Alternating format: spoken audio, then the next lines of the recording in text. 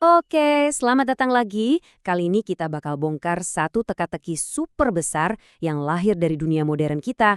Gimana caranya bisnis yang udah mendunia ngadepin urusan pajak yang, rumitnya minta ampun. Globalisasi emang bikin dunia jadi kayak kampung global, tapi urusan pajaknya malah jadi makin ribet. Coba deh bayangin skenario ini. Ada satu perusahaan raksasa yang operasinya ada di puluhan negara. Mereka bikin produknya di negara A, jualnya di negara B, tapi kantor pusatnya ada di negara C. Pertanyaannya jadi simpel tapi rumit banget. Siapa nih yang berhak narik pajaknya? Nah, ini dia biang keladi dari semua kekacauan pajak internasional. Oke, ayo kita bedah lebih dalam. Transaksi yang nyebrang-nyebrang negara ini, ternyata bikin dua masalah utama.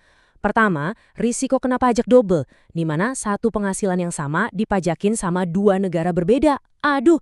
Terus yang kedua, ini yang lebih sering jadi berita, muncul celah buat penghindaran pajak, di mana perusahaan secara legal ngakalin aturan buat bayar pajak sekecil mungkin.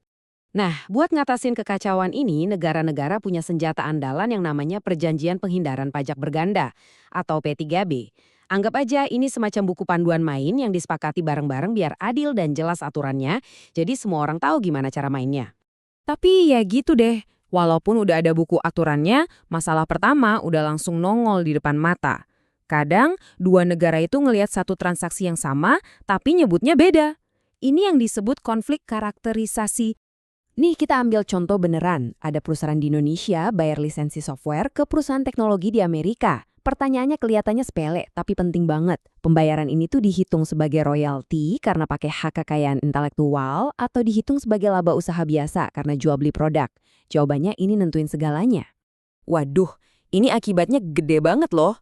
Kalau Indonesia nganggapnya royalti, ya mereka berhak dong narik pajak di sini, di Indonesia. Tapi kalau Amerika bilangnya ini laba usaha, mereka juga ngerasa berhak majekin di sana. Hasilnya, bisa kena pajak double. Atau yang lebih parah lagi, penghasilan itu malah lolos dari pajak sama sekali. Nggak kena di sini, nggak kena di sana. Enak banget ya. Untungnya, ini bukan berarti buntu ya. Ada beberapa cara buat nyelesain beda pendapat ini. Bisa lewat negosiasi antar otoritas pajak, bisa dengan bikin definisi yang lebih jelas dari awal di perjanjiannya, atau ya udah, ikutin aja standar internasional biar semuanya seragam.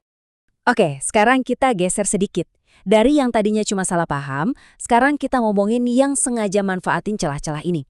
Banyak perusahaan multinasional yang jago banget mengubah kebingungan aturan pajak ini jadi strategi buat cari untung. Nah, ini penting banget nih buat dibedain. Penghindaran pajak atau tax avoidance itu secara teknis legal. Mereka pakai celah hukum yang ada buat bayar pajak lebih sedikit. Ini beda ya sama tax evasion atau penggelapan pajak yang jelas-jelas kejahatan. Tapi ya gitu, banyak yang bilang tax avoidance ini akal-akalan yang nggak etis dan ngerugiin negara. Ini dia nih beberapa jurus andalan yang sering dipakai. Ada profit shifting, di mana laba digeser ke negara yang pajaknya rendah. Terus ada thin capitalization. Ini agak teknis, tapi intinya pakai utang internal buat ngurangin laba kena pajak. Dan ada juga treaty shopping. Ini kayak belanja perjanjian pajak, cari negara yang aturannya paling enak buat dijadiin basis. Gini nih cara mainnya, simple banget. Bayangin, produknya dibuat dan dijual di negara yang pajaknya 30%. Tapi, hak cipta atau mereknya itu dipegang sama anak perusahaan di negara lain yang pajaknya cuma 5%. Nah, perusahaan induk ini terus bayar royalti super besar ke anak perusahaannya itu. Hasilnya, laba yang harusnya kena pajak 30% jadi pindah ke negara yang pajaknya cuma 5%. Tagihan pajak global mereka langsung anjlok. Cerdik, iya. Tapi ya gitu, negara tempat mereka jualan jadi kehilangan pendapatan yang harusnya bisa buat bangun sekolah atau rumah sakit. Lihat masalah kayak gini, jelas dunia nggak tinggal diem dong. Ada gerakan global yang masif dan terkoordinasi buat ngelawan praktek-praktek ini dan bangun sistem yang lebih adil buat semua. Muncul deh satu prinsip baru, satu filosofi yang jadi pegangan reformasi pajak global. Intinya gini, pajak itu harus dibayar di mana duitnya beneran dibuat, di mana nilai ekonominya diciptakan, bukan di mana alamat kotak pos perusahaan cangkangnya terdaftar.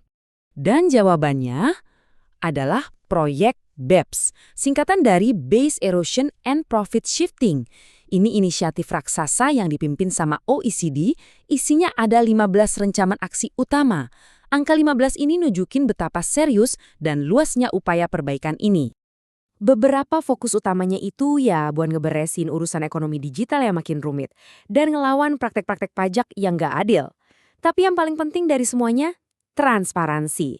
Proyek ini intinya maksa perusahaan-perusahaan raksasa buat buka kartu, laporin di negara mana aja mereka dapat untung, dan bayar pajaknya. Dan di balik semua aturan yang ribet itu, sebenarnya ada satu prinsip yang paling dasar banget, non-diskriminasi.